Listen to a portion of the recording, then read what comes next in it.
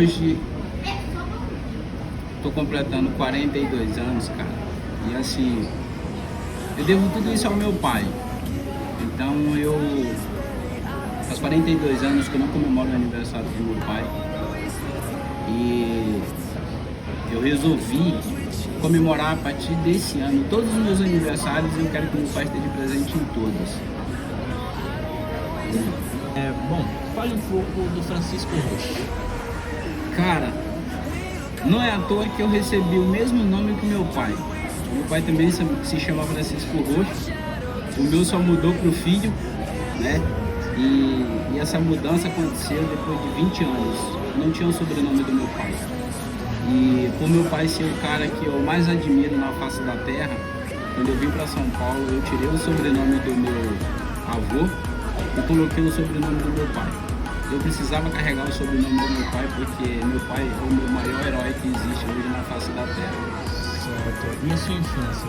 Fale um pouco mais sobre Cara, ela. a minha infância, ela foi uma infância, não foi muito sofrida, mas foi uma infância que marcou muito a minha vida, porque eu lembro que às vezes a gente não tinha o que almoçar, mas a gente tinha que jantar. E meu pai sempre fez de tudo pra gente não passar fome, pra gente não passar necessidade.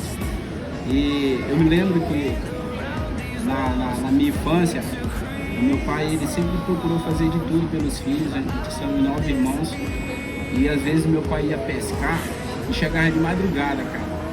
Chegava na madrugada, minha mãe preparava a comida e chamava a gente para comer de madrugada, porque a gente não tinha jantado. Então isso marca muito a minha infância. Isso foi uma das lições um dos reconhecimentos que eu tive do meu pai, porque eu falei, pro pai fazer isso, cara, e o filho reconhecer, isso é muito gratificante. Então eu tento reconhecer tudo que meu pai fez e tudo que ele não fez por mim.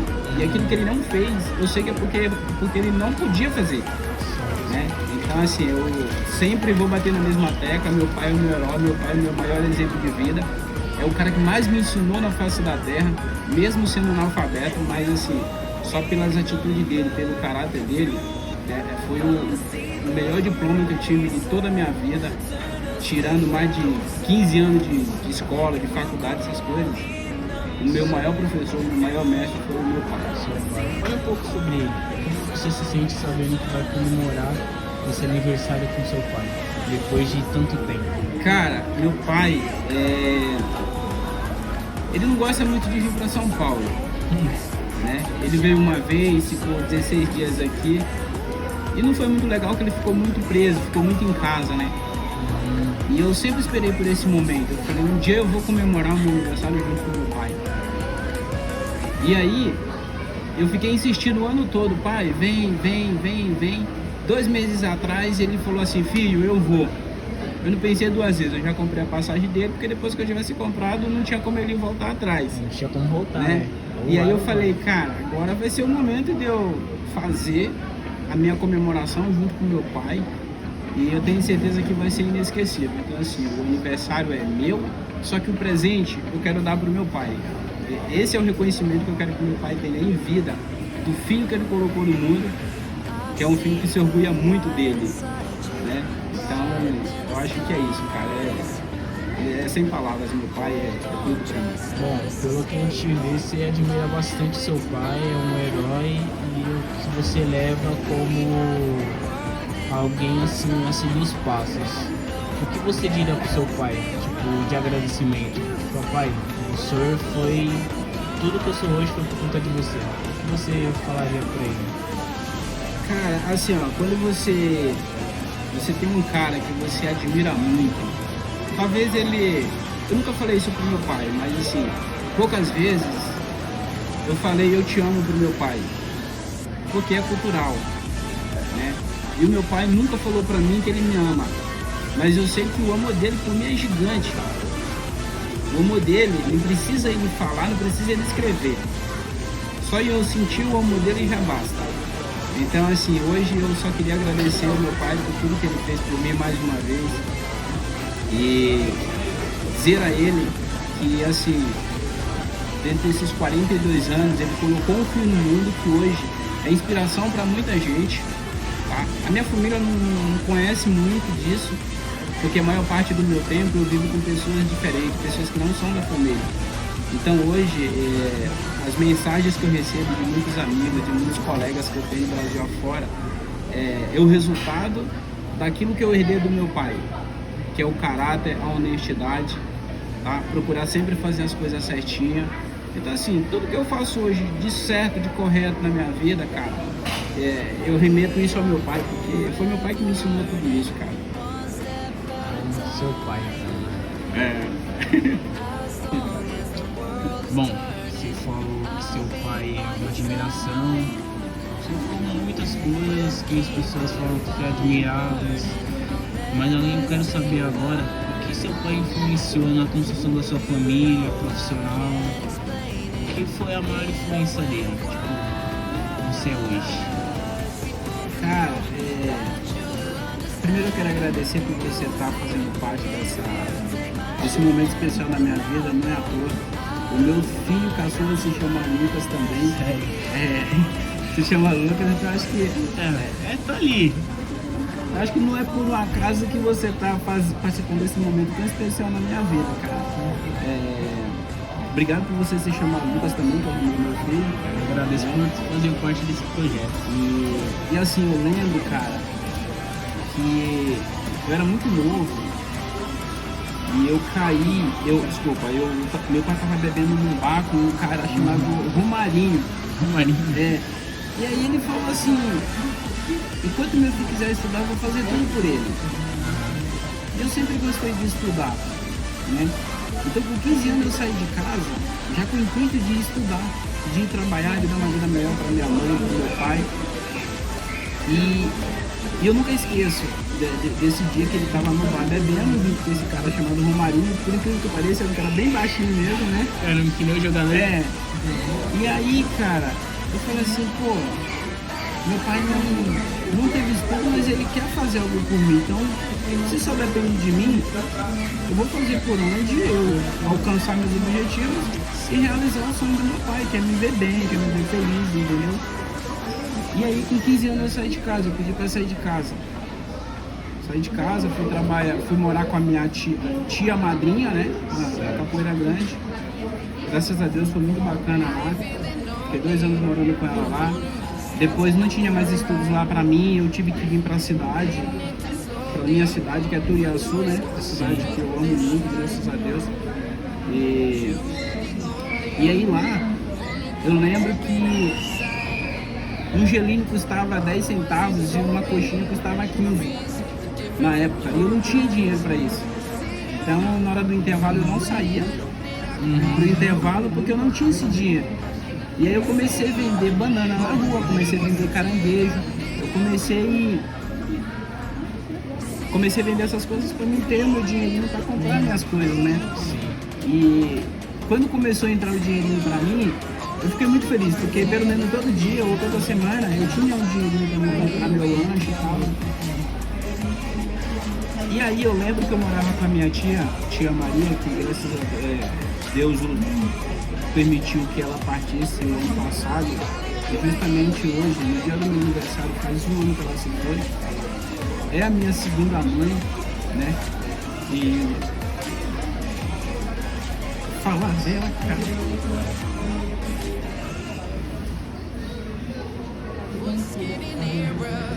A tia, eu morei 2 anos e pouco com ela e assim,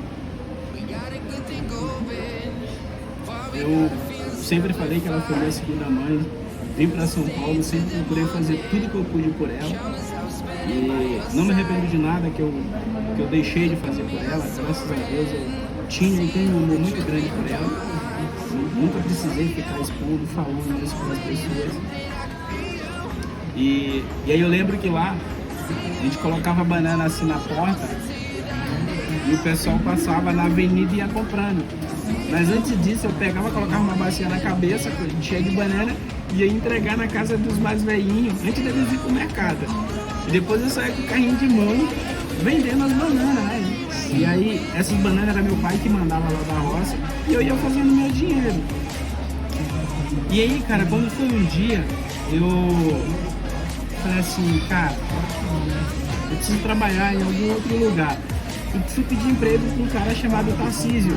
Eu lembro que o salário lá na época era R$60 por mês, para trabalhar de domingo a domingo. E tinha uma prima minha que ia começar na semana seguinte, e aí ele gostou de mim e falou assim, não, eu vou dispensar sua prima e vou contratar você. E comecei a trabalhar com ele. E ali começou a minha carreira profissional. Porque eu comecei a mexer com dinheiro, comecei a fazer com compras. E o dinheiro, eu sempre falo que o dinheiro é sujo se você não souber utilizar ele. Você se corrompe com o dinheiro muito fácil. Então sempre que tinha a oportunidade de eu querer fazer as coisas erradas, eu lembrava do meu pai. Eu falei, meu pai até hoje, ele é um cara muito honrado, a palavra dele vale muito mais do que qualquer coisa. As pessoas não duvidam da palavra dele. Então assim, eu não podia sujar a imagem do meu pai e da minha família fazendo as coisas erradas. E aí comecei a trabalhar nesse mercado todo, e aí as pessoas começaram a adquirir confiança em mim. A dona Vânia, que era gerente do banco, pra você ter ideia, eu chegava lá e falava assim, dona Vânia, tem R$500. Ela não contava, ela confiava tanto em mim que ela nem contava o dinheiro, só depositava e eu ia embora. E eu lembro que nessa época eu fui acusado de roubo do cofre do meu patrão. Só que o meu patrão confiava muito em mim, que era o Tarcísio. E aí eu fiquei revoltado com ele, porque eu sabia, não tinha sido eu, só que eu sabia que era o irmão dele que tinha mexido. Só que eu não queria falar, eu fiquei quieto, eu falei, isso vai ser descoberto. Só que ele nunca acreditou que pudesse ter sido eu. Ele sempre falou pra mim, eu sei que não foi você, fica tranquilo. Peguei, pedi as contas, fui embora pra casa, falei, não vou trabalhar mais com você.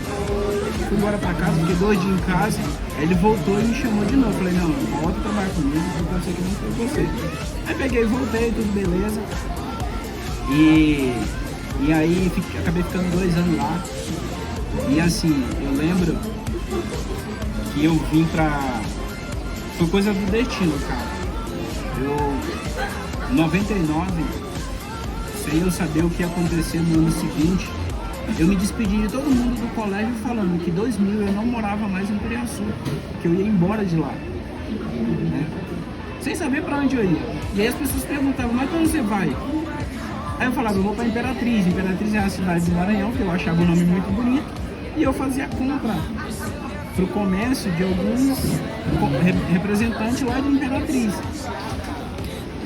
E aí acabou acontecendo uma situação comigo lá, e a minha prima Deusa, o nome dela é Deusa Elita, eu nunca tinha visto ela, e ela tava lá na casa da tia Maria, que ela era filha da tia Maria, e ela falou assim, ela viu a minha situação, ela falou assim, se eu tivesse dinheiro eu te levava para São Paulo. Falei, tá falando sério? Ela falou, eu te levava para São Paulo, eu não quero te deixar aqui. E aí ela também fez parte da minha trajetória profissional. Porque nesse momento eu falei assim, pô, cara, o que eu vou fazer agora? Eu tava com R$50 no bolso que a minha avó tinha dado pra eu pagar um gás. Eu peguei R$50 da minha avó e falei assim, vou pedir dinheiro agora pro meu tio Mauro, né? Fui lá pedir dinheiro pra ele, falei, tio, me arruma um dinheiro aí, meu pai vai pagar você. Ele falou, meu filho, seu pai tá sabendo que você vai viajar? Eu falei, não, eu vou deixar uma carta pra ele, meu pai confia em mim, ele vai pagar o senhor na segunda-feira. Isso era quinta-feira e eu ia viajar na sexta. Aí peguei e deixei uma carta lá, cara, pro meu pai pagar essa dívida lá que eu deixei. E falei que eu tava vindo embora pra São Paulo. Então a Deusa me trouxe pra São Paulo pra morar na casa da Nilce, que a Nilce também nem sabia quem era eu. Olha que loucura, né? Aí beleza, cheguei aqui, cara. Tive que tirar todos os meus documentos pra colocar o nome do meu pai. E comecei a trabalhar. Me alistei, né, no exército. E fiquei aí 8 meses trabalhando como ajudante de pedreiro, catando latinha. E assim, eu tenho muito orgulho da fase que eu era catador. Eu não podia ver uma latinha de coca na rua que eu voava em cima para entregar, moço. Então assim, eu catei muita latinha durante esses 8 meses, trabalhei ajudante de pedreiro, aquela coisa toda. E não desisti, fiquei 8 meses desempregado só fazendo bico, foram 8 meses que eu me considero que esse período que eu fiquei catando latinha também é um período muito marcante na minha vida, não tinha vergonha de catar latinha na rua e isso me fez crescer muito. Todas as dificuldades que eu tive, eu não tenho vergonha de esconder. Porque eu também passei fome em São Paulo, meu pai não sabe disso, ele tá sabendo agora, eu nunca falei pra ninguém, entendeu? Então assim, quando meu filho nasceu, o Vinícius, foi um período muito difícil da minha vida. Eu ganhava R$600. Então como é que você ia sobreviver com 600 contos? Então assim, foi um período muito difícil pra mim nessa época quando isso nasceu. Mas mesmo assim Deus foi dando um ensinamento pra gente, foi nos ajudando. E eu consegui fazer minha faculdade, me formei em administração, tenho minha pós-graduação em logística, tenho um monte de curso no Brasil afora aí que eu já fiz. E no silêncio, não precisei expor para ninguém o meu conhecimento, eu não preciso falar quem realmente eu me tornei, tudo que eu me tornei, eu não preciso falar, não preciso expor aquilo que eu consegui, né? Algumas coisas eu posso falar, mas nem tudo. E aí a minha trajetória foi assim, cara, fiquei vários anos numa empresa e graças a Deus as pessoas sempre me amaram lá, todo mundo que trabalhava comigo até hoje tem vontade de voltar a trabalhar de novo. Eu sou um cara realizado profissionalmente, cara, eu posso dizer isso, eu quero mais. Eu ainda vou atingir a casa de um bilhão. Eu sempre me sinto um cara assim, muito privilegiado por tudo que aconteceu na minha vida. Eu acho que minha vida, mesmo eu tendo um pouco de dinheiro, mas eu me considero um cara muito rico. Porque o amor que eu sinto pelas pessoas, o carinho que eu recebo pelas pessoas, isso daí é muito gratificante, cara. E assim, quando eu falo assim que eu vou atingir a casa de um bilhão, porque pra mim só me falta isso.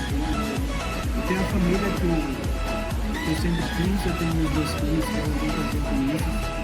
E assim, são todos na minha vida. O Lucas me deu um susto, nasceu, ficou 23 dias na UTI. E hoje, você vê o Lucas assim, com a explosão que ele tem hoje, com energia, cara. É um negócio fora de sério, cara. Fora de sério.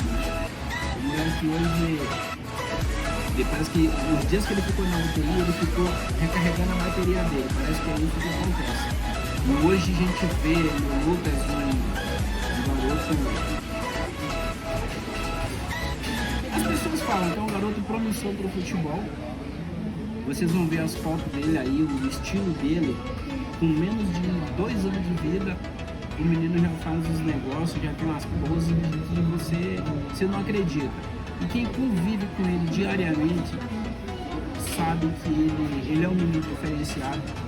E não é porque é meu filho, mas no dia que ele nasceu, dia 16 de setembro, dia 17 eu mandei uma mensagem para a Dulce, que acho que é das pessoas que mais amam ele, sem ser eu e a minha esposa, meus avós.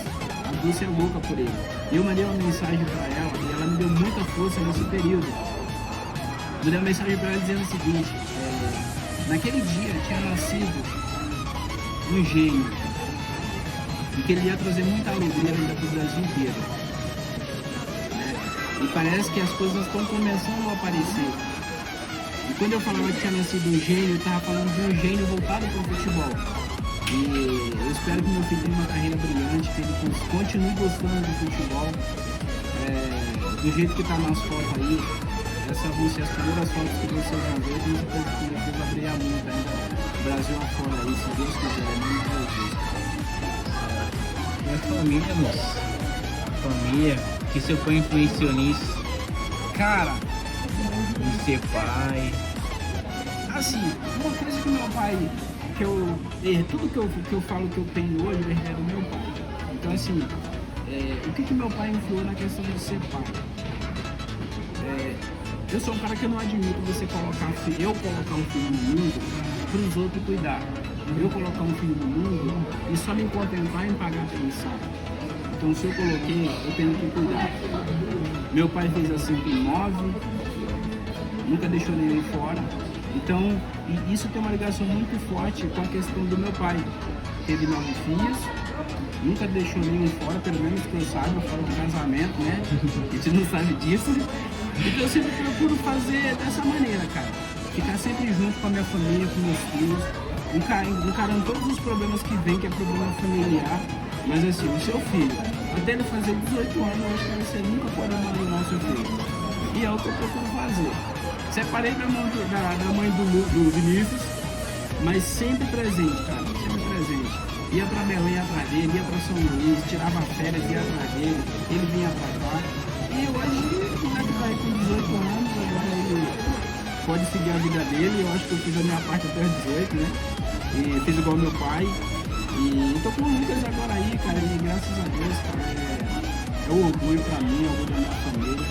E o pedido que eu faço pro meu filho, os dois, nunca tire o sobrenome roxo da vida de vocês.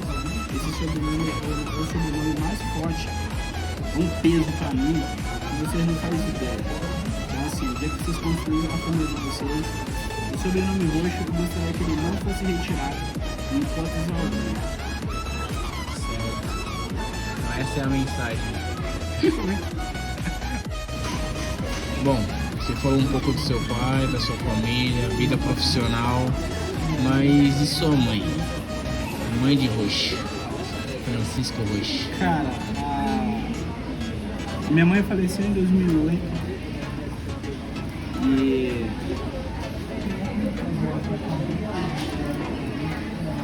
eu morava em São Paulo quando minha mãe faleceu, entendeu?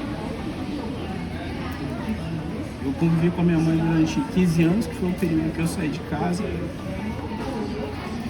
E a minha mãe era muito tranquilona, cara. Minha mãe era bem morena mesmo. Eu queria ser, na verdade, da cor da minha mãe, sabe?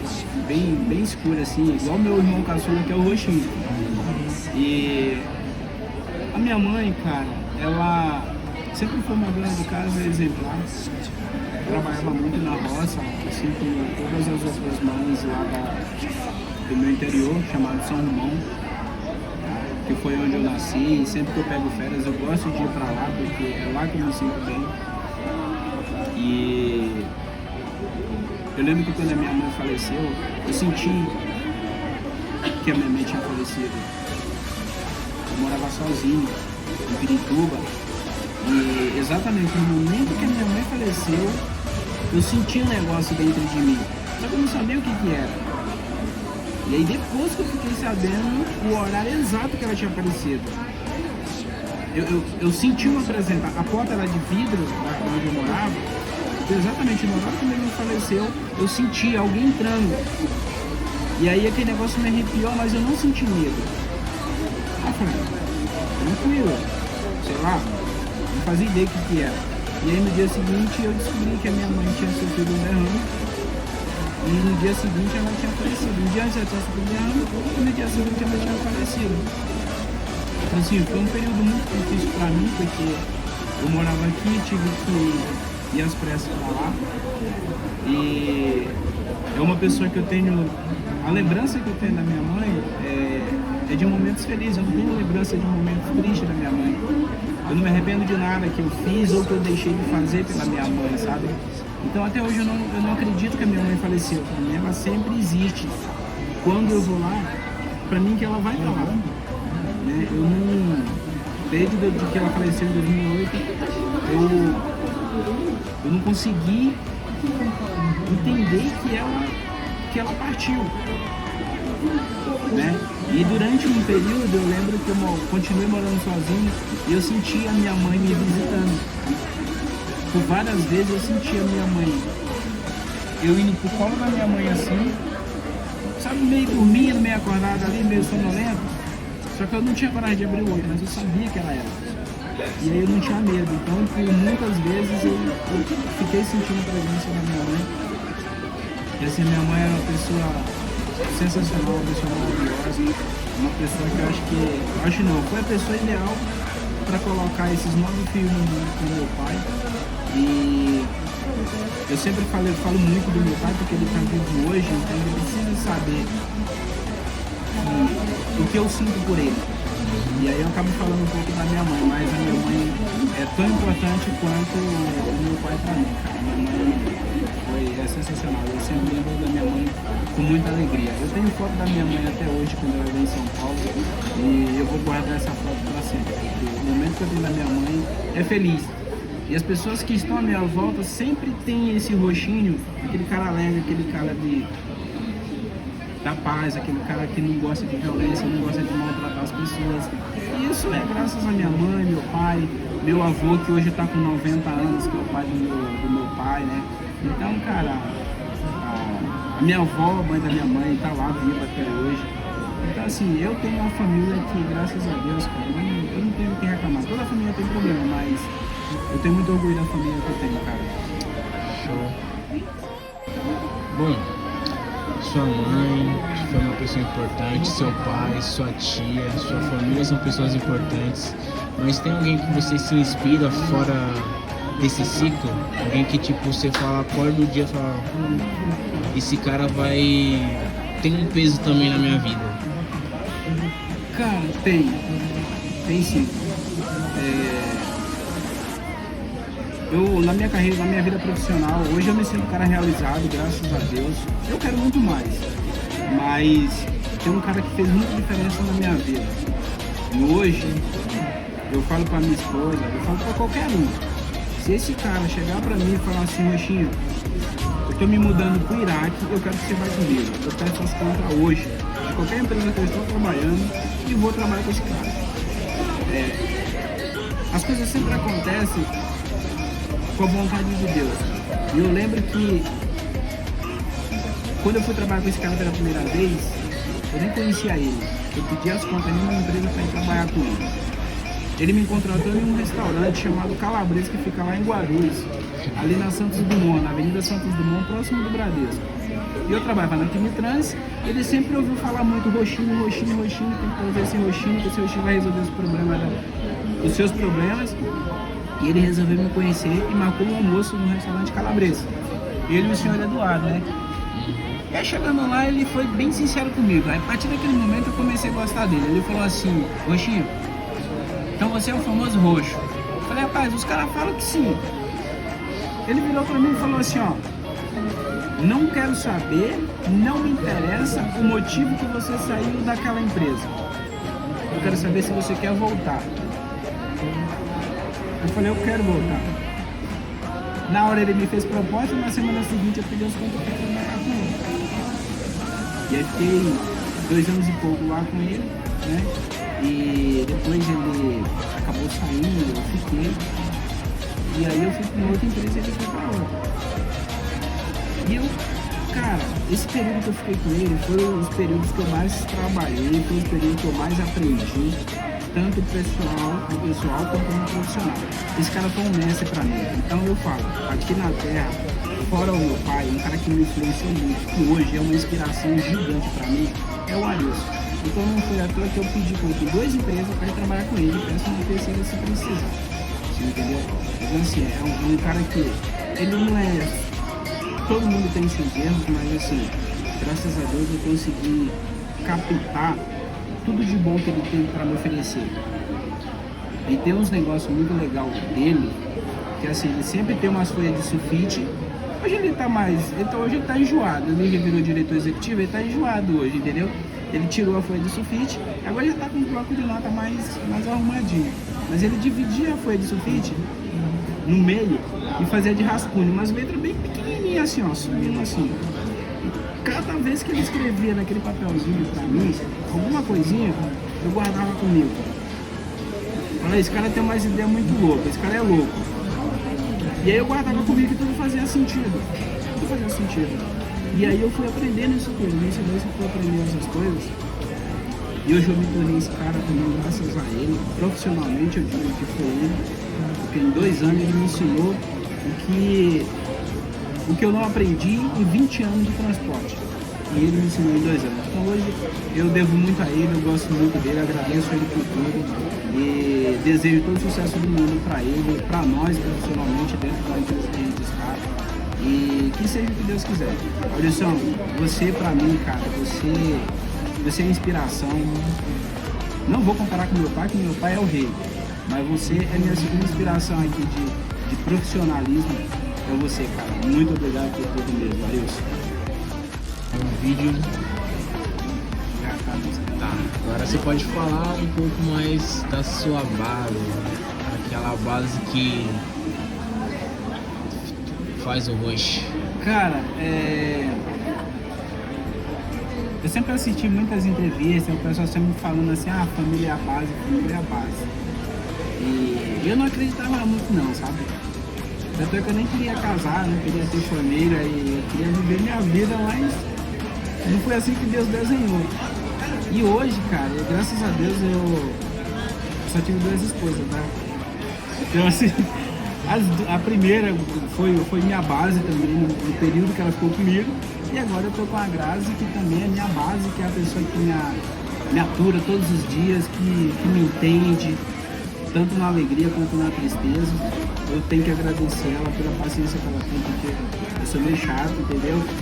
Então, assim, ela é uma pessoa muito importante pra mim, cara. E agora, com o nosso caçula Lucas, que veio pra blindar a nossa família, eu sou muito grato a ela por tudo que ela vem fazendo pela nossa família. E a minha esposa também é tudo pra mim, cara. Eu amo a minha esposa e espero que a gente possa viver junto aí por muitos anos. Ou até quando Deus quiser, a gente não sabe o dia de amanhã, né? Mas é isso, amor, obrigado por tudo, obrigado pela paciência que você está tendo comigo aí durante esses 9 anos, que não são 9 dias, nem 9 meses. E obrigado, é isso, por cuidar de mim, cuidar do nosso filho. E muito obrigado por tudo mesmo.